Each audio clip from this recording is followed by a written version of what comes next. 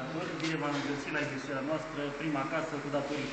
Pentru început avem un colțar de aluminiu cu ion de finisare, așa, un ciocan, o gletieră cu spatulă de argint, așa, e unul de aperitiv, o stare și pregătit terenul pentru aplicarea colțarului de spatulă de argint.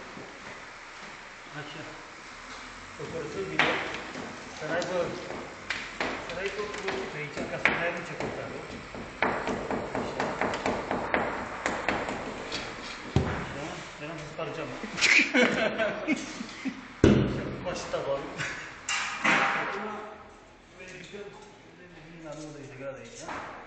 Îl băgăm undeva, după cum se vede, este așează singur. Acum vin cu materialul, să-mi adaptat pe aici pe acolo.